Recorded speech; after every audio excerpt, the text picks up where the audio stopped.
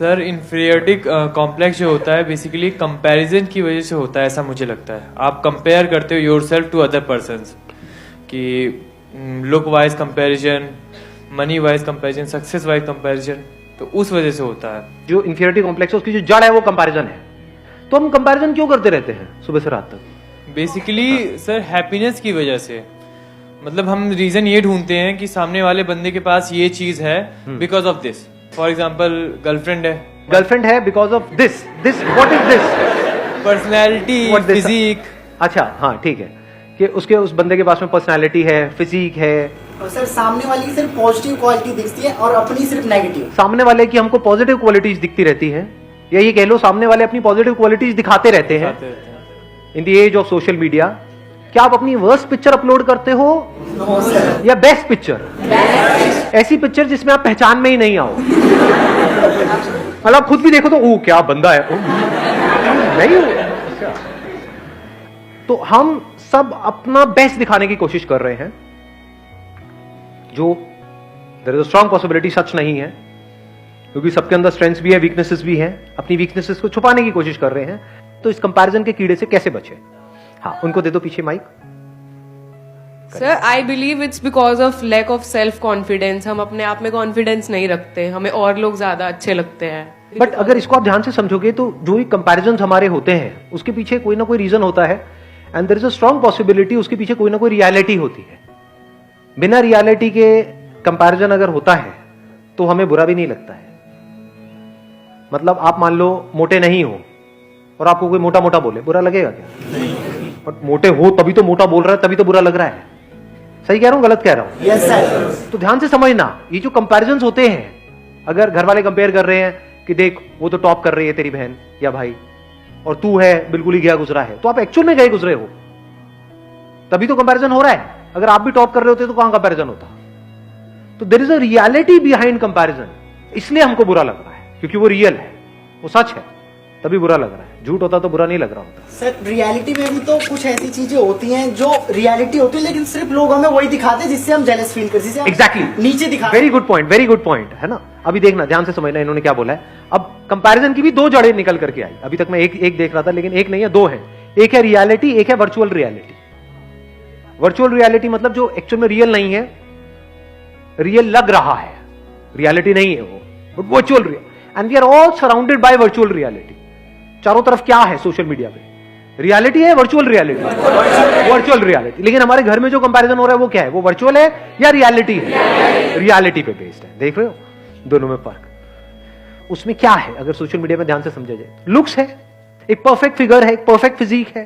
क्या वो सच है? क्या बॉडी कभी भी परफेक्ट होती है? क्या बॉडी एक्चुअल में परफेक्ट है, ये बात आपको पता है, या परफेक्ट दिख रही है? दोनों में फर्क समझ आया? जरूरी नहीं है ना जिसकी बॉडी बाहर से परफेक्ट दिख रही है अंदर से उसकी बॉडी परफेक्ट है। एक अच्छी लाइफ जीने के लिए क्या ज्यादा इंपॉर्टेंट है, अंदर से परफेक्ट फील करना या बाहर से अपने आप को परफेक्ट फील दिखाना? तो जो भी कुछ दिख रहा है वो सब एक्चुअल में नकली है। The moment we see it as a fact, अब आप उससे फ्री हो गए। नहीं तो अगर आपको लगा कि ये असली है तो अब आप भी वही हरकतें करना शुरू कर दोगे जो वहां पर हरकतें हो रही हैं। मतलब उसी रेस में आप शामिल हो जाओगे। कौन सी रेस है ये? वर्चुअल रियलिटी की दुनिया। उसमें भाग रहे हो, कुछ आ भी गया हाथ में तो वो भी वर्चुअली होने वाला है, रियल कुछ नहीं है जी वहां पर। अगर फेसबुक पे आपके मान लो 2000 फ्रेंड्स हो भी गए, किसी और के हैं, और उसको आप उस नंबर को बीट करने की कोशिश कर रहे हो, 2000 की जगह 2500 भी हो गए, उससे क्या मिलने वाला है? व्हाटएवर यू विल गेट, यानी क्या मिलता है वहां पे? लाइक्स मिलते हैं। लाइक्स की एक्चुअल में रियलिटी क्या है? कुछ नहीं है, सब वर्चुअल है। जो लाइक कर रहे हैं क्या वो एक्चुअल में लाइक कर रहे हैं उसको, या इसलिए कर रहे हैं क्योंकि अगर मैंने नहीं किया तो वो नहीं करेगा? तो ये क्या है? ये ऐसा नहीं है तू मुझे खुजा मैं तुझे खुजाऊंगा।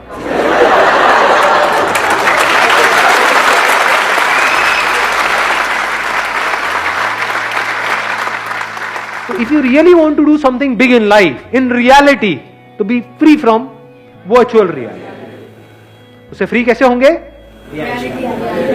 उस वर्चुअल रियलिटी की आपने रियलिटी देख ली, नकली है, सब नकली है, सब झूठ है, सब बकवास है। तो सच क्या है वहां पर आ जाओ। अब हम दूसरे एस्पेक्ट पे आ गए कंपैरिजन के। कहां पर आ गए?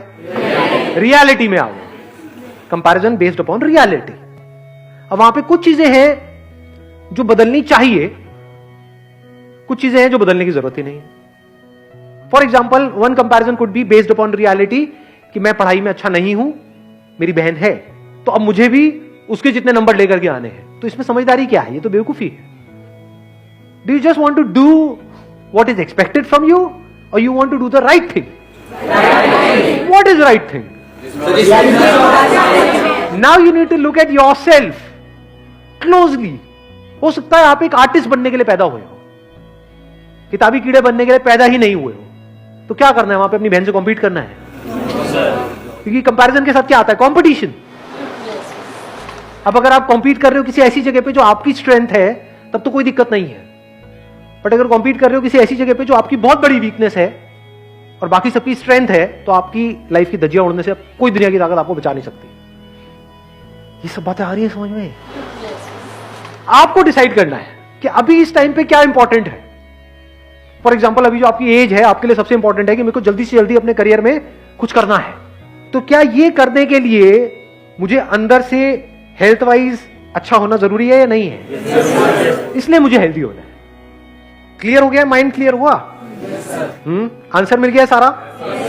कि ये सब जो सारी जड़ है कि मतलब हम खुद को दूसरों से कम समझते हैं, तो कब इससे पूरी तरह से फ्री हो सकते हैं? जब हमारा ध्यान सब तरफ से हट करके खुद पर आ जाए और हम खुद के ऊपर काम करना शुरू कर दें, एक्चुअल में खुद के ऊपर काम करना शुरू कर दें और करते ही रहें। Wish you all the very best. Thank you so much for coming.